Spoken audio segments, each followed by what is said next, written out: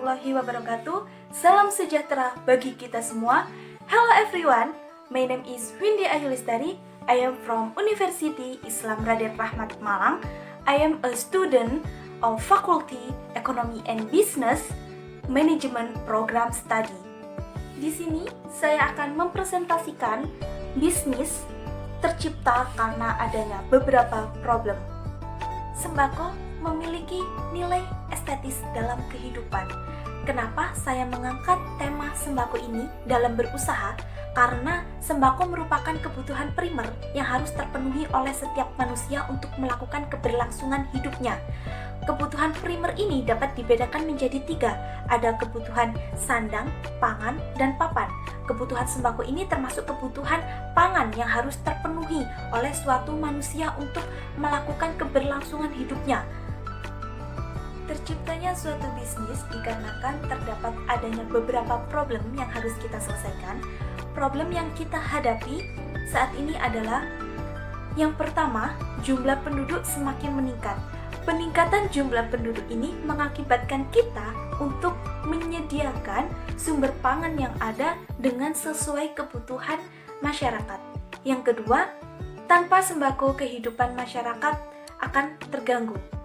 Karena sembako merupakan kebutuhan primer yang harus terpenuhi, maka dari itu tidak adanya sembako akan mengakibatkan adanya kelaparan. Yang ketiga adalah penyediaan toko sembako sulit dijangkau. Yang ketiga adalah penyediaan toko sembako sulit dijangkau. Dalam melakukan bisnis, kita perlu adanya perencanaan strategi dalam tempat. Maka dari itu, dalam mendirikan suatu usaha, kita harus melihat apa yang diperlukan oleh penduduk sekitar yang kita dirikan suatu usaha tersebut. Dari problem yang ada, muncullah suatu solution atau solusi. Solusi kita dalam menghadapi problem yang ada, perlu adanya tindakan kita sebagai produsen mengatasi ketersediaan pangan penduduk yang semakin meningkat dengan jangkauan yang mudah. Perlu adanya planning dan startup. Di sini planning atau perencanaan awal yang harus kita lakukan adalah penyediaan toko sembako dengan tempat yang mudah dijangkau. Yang kedua, kita juga harus menyiapkan fasilitas yang memadai untuk pengunjung sehingga dapat memberikan kesan nyaman dalam berkunjung dan mereka dapat merasakan pelayanan yang baik.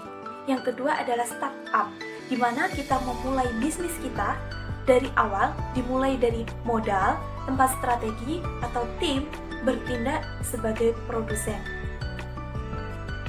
Selanjutnya, dalam poin market validation, bagaimana produk kita dapat diterima oleh konsumen dengan baik. Market validation ini dapat kita lihat bahwa problem yang kita survei memang benar-benar nyata dan harus benar-benar diselesaikan. Di sini, kasus yang harus kita selesaikan, bagaimana kita dapat menjangkau apa yang diperlukan masyarakat saat ini, dan bagaimana produk kita atau usaha kita dapat diterima oleh penduduk sekitar. Kita harus memberikan pelayanan yang berbeda dari yang lain. Yang pertama, bisa kita melakukan pelayanan dengan adanya giveaway. Terus yang selanjutnya, kita melakukan pelayanan dengan ramah tamah. Selanjutnya adalah market size. Jika kita membicarakan market size, sudah dapat dipastikan semua kalangan membutuhkan sembako, dari anak kecil, ibu, ayah, orang tua, dan lain sebagainya pasti membutuhkan sembako untuk kelangsungan hidupnya. Jika kita berbicara tentang harga sembako, untuk memulai usaha kita dapat mengikuti harga yang telah dipasarkan atau harga yang sudah ditetapkan dalam pasaran, karena dapat kita lihat dari sisi ekonomi, permintaan barang sembako bersifat inelastisitas. Jika kita membicarakan inelastisitas di sini, perubahan harga sembako atau peningkatan harga sembako tidak akan mempengaruhi jumlah permintaan yang ada, karena manusia membutuhkan sembako untuk kelangsungan hidupnya.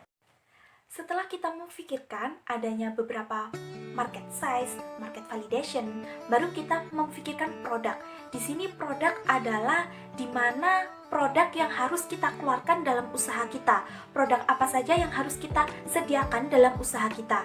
Di sini sembako merupakan kebutuhan primer yang harus tersedia. Semakin banyak modal kita untuk memulai usaha kita, maka akan sebagai produsen, maka akan semakin banyak pula produk yang akan tersedia dalam usaha yang kita rintis. Di sini dalam produk sembako dapat kita sebutkan seperti adanya beras, minyak, gula, gas, telur, dan lain sebagainya yang merupakan kebutuhan pokok rumah tangga yang harus terpenuhi. Selanjutnya adalah bisnis model. Bisnis model ini bagaimana kita menggunakan model bisnis kita untuk mengawali usaha kita yang kita rintis. Contohnya yang pertama, kita dapat merencanakan penggunaan modal, baik itu penggunaan modal pribadi, pinjaman, atau lain sebagainya. Yang kedua, penggunaan tempat dengan memanfaatkan lahan dengan kepemilikan sendiri, berada di keramaian sehingga strategis untuk dijangkau semua orang. Yang kedua, project yang kedua, kita harus memikirkan tempat yang strategis untuk kita mendirikan usaha kita, yaitu seperti usaha kita sembako. Usaha kita harus sesuai dengan adanya jumlah penduduk yang banyak, maka usaha kita harus berada di keramaian penduduk atau kepadatan penduduk. Selanjutnya, proyek yang ketiga yang harus kita lakukan adalah penggunaan model bisnis retailer sebagai penghubung antara produsen manufaktur ke konsumen, di mana kita bertindak sebagai produsen. Di sini misalnya dalam bisnis sembako, saya bertindak sebagai bisnis retailer. Saya menghubungkan antara produsen manufaktur, di mana produsen yang mengelola, saya mengambil dari produsen yang mengelola atau disebut dengan produsen manufaktur, lalu saya jual kembali kepada konsumen saya. Selanjutnya yang kita pikirkan adalah market adoption, di mana market adoption ini strategi untuk membuat konsumen dapat menggunakan produk kita atau membeli produk dari usaha kita yang kita jual kepadanya. Strategi yang dapat kita lakukan seperti yang pertama, pelayanan terbaik untuk konsumen. Selalu mengutamakan pelayanan yang terbaik untuk konsumen, selalu memberikan yang terbaik.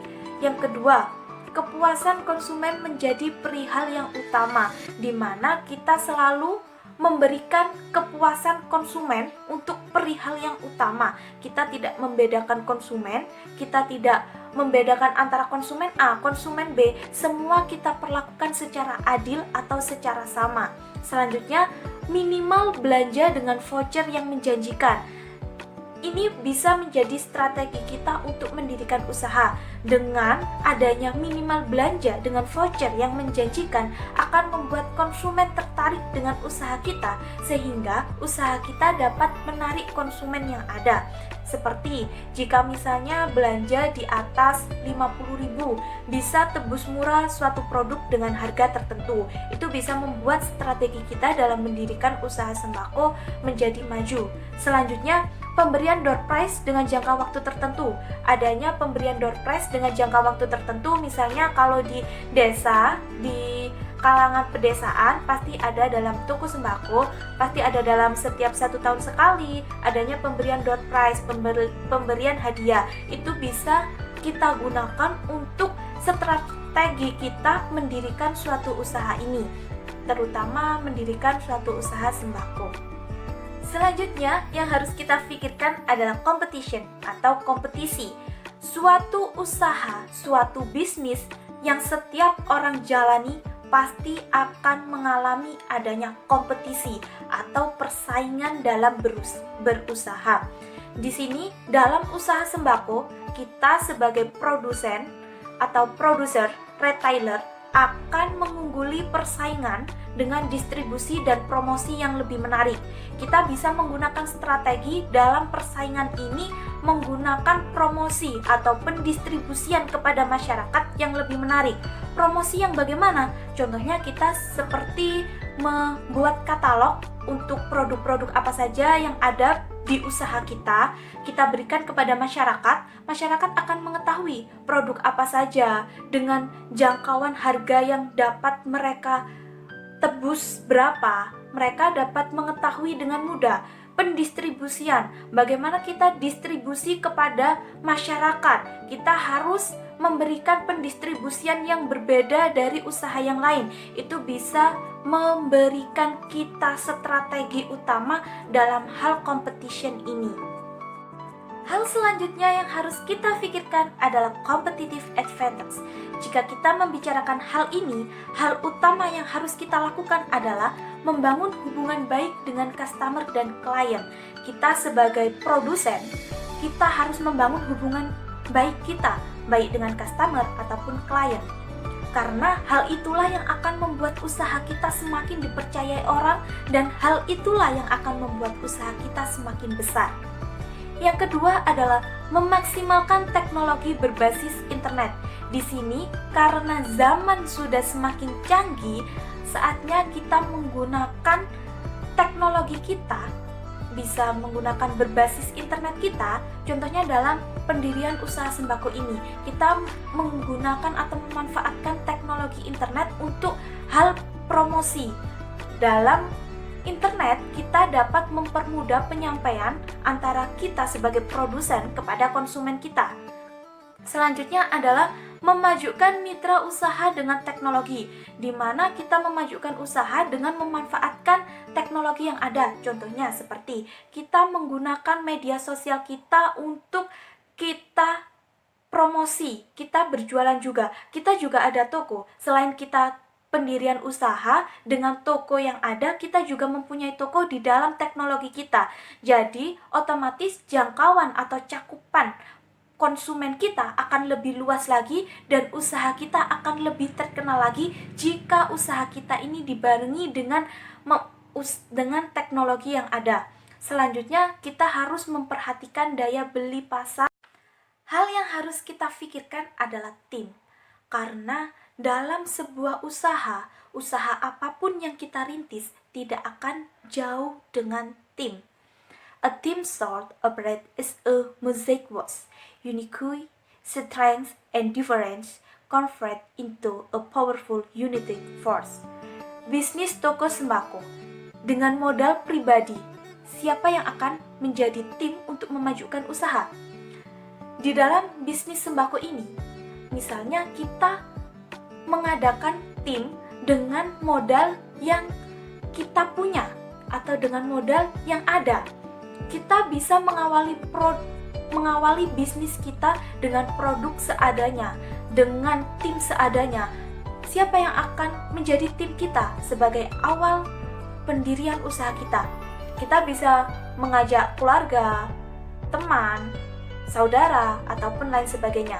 Tetapi hal yang utama dalam pendirian sembako ini, jika kita belum mencakup yang lebih luas, usaha kita belum terintis secara besar, maka dalam hal yang utama dari yang terkecil dulu, kita bisa memulainya dengan saudara kita, dengan keluarga kita, untuk dijadikan tim dalam memajukan usaha yang kita rintis saat ini.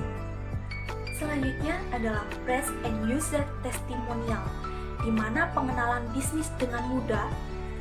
Dalam pengenalan bisnis dengan mudah yang mencakup bisnis usaha sembako ini, kita harus memperhatikan 3 poin. Yang pertama ada audience, information, and factual, di mana audience ini orang yang akan menerima informasi yang kita berikan. Jadi kita dalam membuat informasi, contohnya kita membuat pamflet, membuat banner untuk usaha kita harus memberikan audiens kita siapa, audiens kita tergolong orang yang bagaimana untuk mendapatkan produk kita ini. Maka dari itu kita harus memberikan informasi yang mudah dipahami dengan penerima informasi tersebut. Contohnya dalam toko sembako, pangsa pasar kita adalah ibu rumah tangga, maka kita harus memberikan informasi kepada ibu rumah tangga bagaimana informasi tersebut bisa dipahami dengan mudah dan baik dan faktual, atau keberadaannya dengan nyata bisa dibuktikan. Dengan strategi yang baik, bisnis dapat berjalan sukses dan memberikan banyak manfaat. dalam mendirikan sebuah usaha, hal yang terpenting dan harus kita pikirkan adalah finansial, di mana keuangan, kita mengatur keuangan. Dalam pendirian toko sembako ini, kita juga harus memperhatikan keuangan dalam bisnis kita. Bisa kita dengan yang pertama, adanya laporan keuangan anggaran perusahaan, di mana kita harus menyertakan laporan keuangan dalam usaha kita agar usaha kita berjalan sesuai dengan baik. Yang kedua, adanya target finansial, di mana adanya target yang harus kita kejar atau target yang harus kita dapatkan dalam usaha sembako ini. Selanjutnya adalah meminimalisir hutang usaha. Kita harus meminimalkan hutang usaha. Kalau bisa kita modalnya dengan seadanya, keuntungan kita bisa mencukupi modal yang awal kita keluarkan. Selanjutnya adalah memisahkan antara uang pribadi dan usaha. Itu sudah jelas, kita harus membedakan uang pribadi yang kita gunakan untuk keperluan pribadi kita dan uang usaha kita sendirikan untuk memajukan usaha kita agar usaha kita ini dapat berjalan dengan lancar. Dalam usaha sembako ini kita harus menentukan 4 poin tersebut atau memperhatikan 4 poin tersebut agar usaha sembako kita dapat berjalan dengan lancar. Mungkin itu saja yang dapat saya sampaikan dalam memulai usaha dengan memikirkan atau melihat beberapa problem yang ada di sekitar kita. Itu saja yang dapat saya sampaikan. Saya ucapkan mohon maaf jika terdapat suatu yang kurang berkenan di hati teman-teman sekalian. Dan perlu kita ingat dalam berbisnis, memulai perlu keberanian, membesarkan perlu ilmu. Itulah kuncinya dalam berbisnis. Terima kasih, saya akhiri. Wallahul muwaffiq ila aqwamit thoriq. Assalamualaikum warahmatullahi wabarakatuh. See you next time and bye-bye.